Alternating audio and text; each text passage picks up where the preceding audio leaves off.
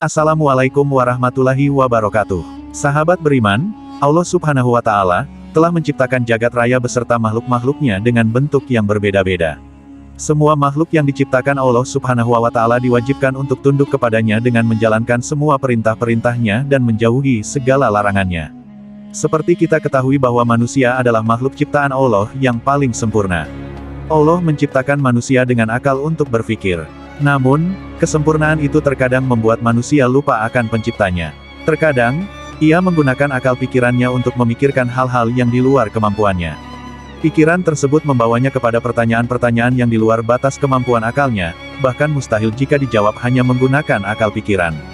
Seperti misalnya, bertanya mengenai siapa yang menciptakan Allah, bagaimana rupa dan wujud Allah, dan lain sebagainya. Namun sebelum lanjut, mari bersama tebar syiar Islam, dengan menekan tombol subscribe, untuk berbagi informasi bermanfaat.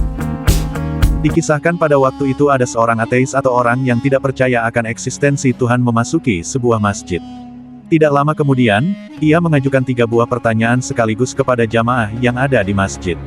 Namun, dengan persyaratan bahwa pertanyaannya tersebut tidak boleh dijawab menggunakan dalil, melainkan harus dijawab dengan akal. Pada dasarnya, memang orang ateis selalu mengukur segala sesuatu hanya menggunakan akal.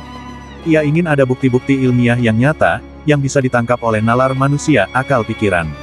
Mereka juga beranggapan bahwa dalil-dalil hanya dipercaya oleh para pengikutnya saja. Oleh sebab itu, orang ateis tersebut memberikan syarat agar pertanyaannya tadi tidak boleh dijawab menggunakan sebuah dalil. Ia menentang jamaah yang ada di masjid untuk menjawab pertanyaan berikut. 1. Siapa yang menciptakan Allah? Bukankah semua yang ada di dunia ada karena ada penciptanya? Bagaimana mungkin Allah ada jika tidak ada penciptanya? 2. Bagaimana caranya manusia bisa makan dan minum tanpa buang air? Bukankah itu janji Allah di surga?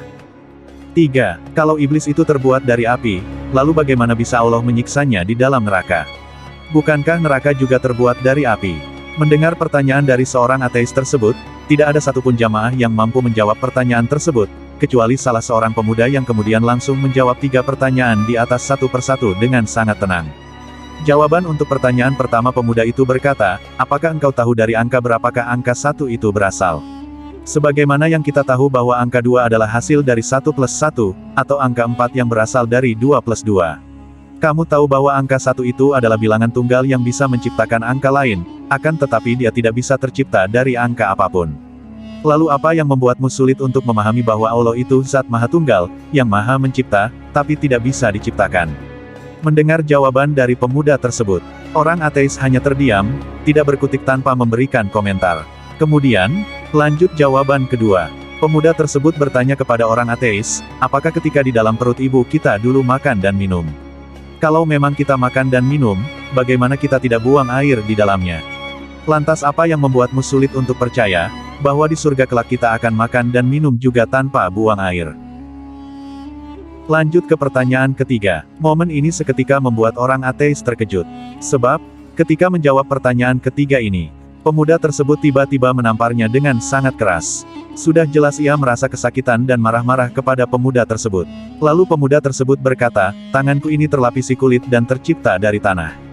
Begitu juga dengan pipimu, sama-sama terbuat dari kulit dari tanah juga. Lantas jika keduanya dari kulit dan tanah, bagaimana bisa engkau merasa kesakitan ketika aku menamparmu? Bukankah keduanya juga tercipta dari bahan yang sama? Sebagaimana iblis atau setan dari api di neraka. Mendengar jawaban yang ketiga, ateis tersebut hanya bisa terdiam dan tertunduk tanpa bisa membantah apapun. Dari kisah ini, telah mengajarkan kepada kita, bahwa tidak semua pertanyaan yang terkesan mencela dan menjatuhkan Islam harus dihadapi dengan kekerasan. Akan tetapi, kita harus menghadapi dengan ilmu yang cukup. Seperti halnya yang dilakukan pemuda tadi. Ia mampu menjawab semua pertanyaan-pertanyaan orang ateis dengan sangat cerdas. Pemuda tadi merupakan salah satu pemuda Islam yang memiliki budi pekerti yang luhur dan ilmu pengetahuan yang luas. Lantas siapakah sosok pemuda yang menjawab pertanyaan tadi? Menurut sumber yang diambil, ada yang mengatakan bahwa pemuda tersebut adalah Imam Abu Hanifah.